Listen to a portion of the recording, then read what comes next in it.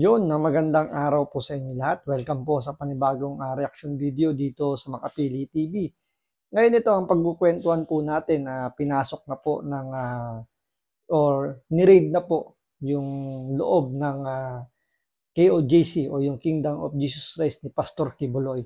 Pero hindi po PNP ang nag-serve ng search warrant. So NBI po ang pumasok para hanapin si Pastor Kibuloy kung totoong nandun pa sa loob ng compound or ng private property na yon si Pastor Kibuloy. So hindi po PNP yung pumasok para hanapin si Pastor Kibuloy kasi sabi ng PNP may leads daw sila or meron sila nakuha impormasyon na si Kibuloy daw ay nasa loob lang daw ng compound. So NBI na po yung trumabaho at meron silang dalang search warrant. So panoorin po natin itong balitang to kung ano yung pagkakaiba na ginawa ng NBI sa ginawa ng PNP. So bago natin simulan yung kwentuhan natin ito, kung hindi ka pa nakasubscribe sa Makapili TV, baka pwede naman pakipindot yung subscribe button at the same time palike na rin po ng video. Wala naman pong bayad dyan. Kaya pindot na. So ito, panoorin po natin itong balitang to.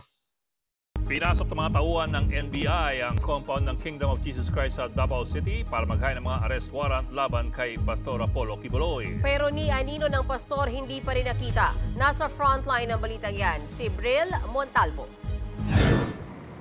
Higit 20 tauhan ng National Bureau of Investigation ang nagsadya sa Kingdom of Jesus Christ o KOJC compound sa Buhangin, Davao City pasado alas 4 kaninang hapon.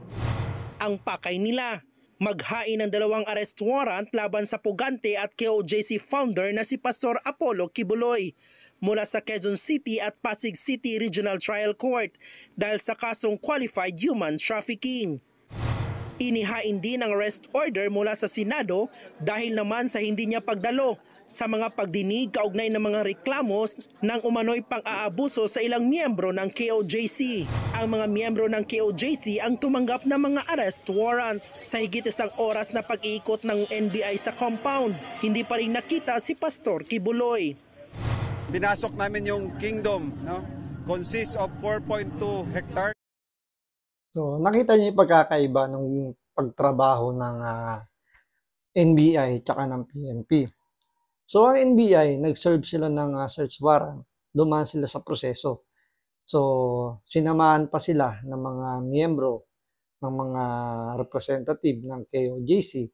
So malaya silang search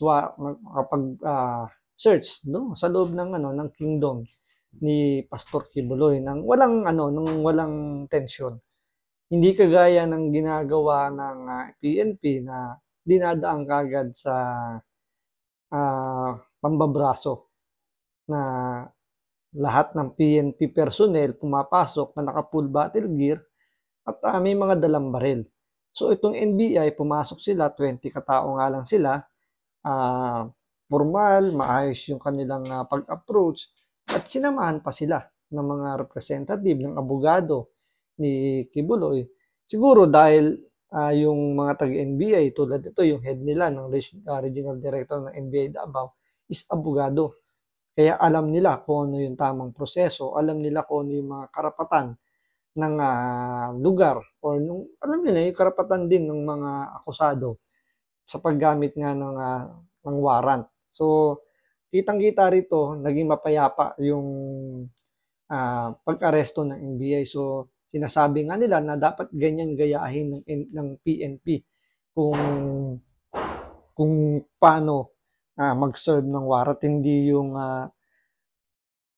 basta-basta na lang silang papasok ng walang coordination muna dahil alam niyo siyempre natutroma yung mga nandun sa loob kasi dapat yun nga, diba, dapat kinukonsider din nila yung mga nakatira dun sa loob kasi hindi lang naman daw yan hindi lang naman yan baga simbahan, parang ganun.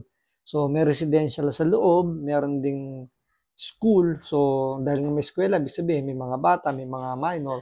So sila yung nakakatanggap ng mga trauma dahil sa ginagawa ng PNP natin. So yan yung dapat kumbaga isinasalang-alang muna ng PNP na hindi ginagawa ng PNP na ginawa ngayon ng NBI.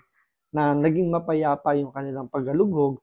At yun nga, base sa kanila, walang kibuloy na nakita doon sa loob. Pero ang PNP naninindigan na talagang, kumbaga, ayaw nilang mapahiya na sinasabi nga nila na nandun lang daw si Kibuloy sa loob ng compound na yun.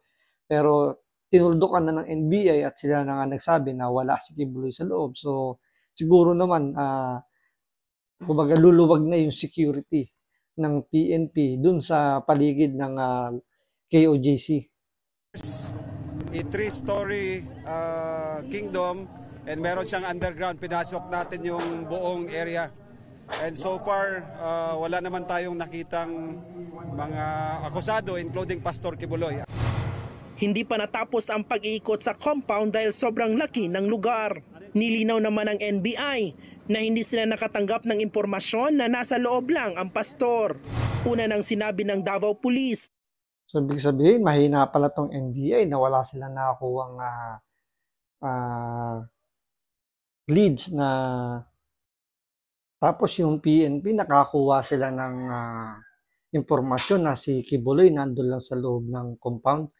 O pwede rin naman nagsisinungaling yung PNP na nandun lang daw si Kibuloy para, alam mo yun, mabraso lang na makapang, sabihin natin, may maharas lang yung mga tao dun sa loob para mainguso kung nasan talaga si Kibuloy. So, nandun tayo sa dalawa. Pero, siyempre, NBA kasi yan eh, 'di ba? Mostly ang mga tao diyan puro abogado.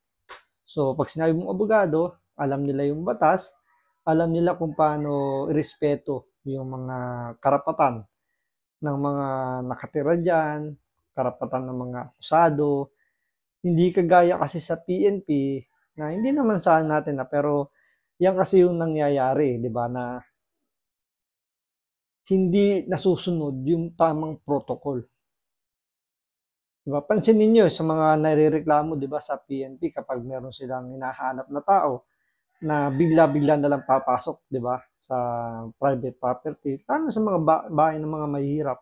Andiyan yung tatadyakan na lang yung pinto, kakalad ka rin yung person of interest nila kahit na kulang-kulang sila sa mga dokumento, pero ini-invoke nila yung kanilang kapangyarihan bilang pulis na umaresto. Di ba? Hindi yung kagaya ng NBI na pag sinerve yung warrant, talagang kung ano yung protocol, sumusunod sila. Ang PNP kasi hindi eh. Kumbaga sa kanila, kailangan by hook or by crook, makuha nila yung subject nila kahit na, or hindi yung subject, by hook or by crook, matuloy, matupad nila yung mission nila, kahit sino pa yung, kahit hindi nila makuha yung target nila, basta meron silang abutang tao doon sa loob ng pinaghihinalaan nilang lugar, dadamputin nila. So, bahala na si Batman kung itong mga dadamputin, magpapile ng kaso or ipipetition yung ginawang operation. Kaya nga karamihan, 'di ba, sa mga ganyan nangyayari na hindi na nagpapile is yung mga mahihirap dahil nga siyempre kakulangan ng kaalaman, kakulangan sa financial. Siyempre, pag kumuha ka ng abogado, kailangan mo mong magbayad. Since nga mahihirap lang, wala namang kaya na magbayad ng abogado. So, sila yung nasasamantala.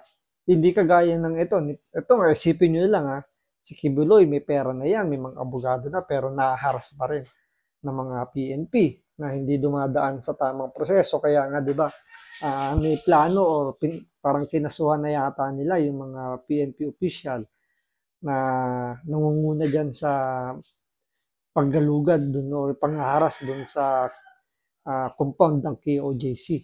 So, hindi kagaya ng NBI na hindi sila nakitaan ng violation ng mga abogado ng KOJC. So, wala silang problema itong NBI na posible silang masampahan ng kaso dahil sumunod sila sa proseso.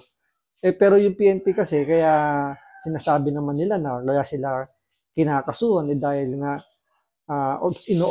kakaroon ng obstruction dun sa paano nila ipatutupad yung pag-serve ng warrant. So, andun yung pagkakaiba talaga ng NBI at ng PNP.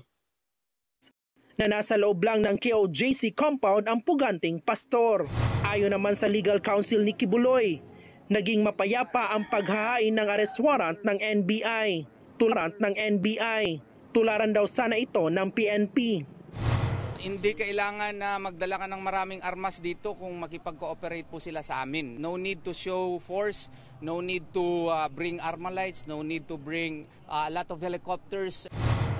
Giit ng KOJC members, hindi sila masasamang tao kaya respetuhin daw sana ang kanilang compound. We're a peaceful, loving people. Resident ito ng mga kingdom members and full-time miracle workers, mga missionary. So this is our home. At kung gusto niyo mang pumasok kahit kaninong bahay, magbigay pugay naman kayo. Galangin niyo naman yung pamamahay namin. Noong Hunyo lang, Nakakaya yung PNP rito sa sinabi nyo na kumbaga wala silang respeto. Tama nga naman Pag pumasok ka sa bahay ng ibang tao, magbigay ka ng respeto. Yan yung hindi ginawa ng PNP. Na hindi nila binigyan ng respeto or kumbaga parang itinuring na kagad nila, hinatulan na kagad nila. So, ang tingin nila kay Pastor Kibuloy is masamang tao na kagad at kailangan gumamit na ng malaking puwersa para lang mahuli si Pastor Kibuloy.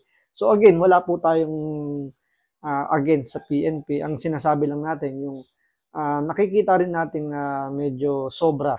Tulad yan, naka-riot gear sila, meron pa silang pangharang, may batuta, na hindi, sa tingin natin, hindi naman kailangan.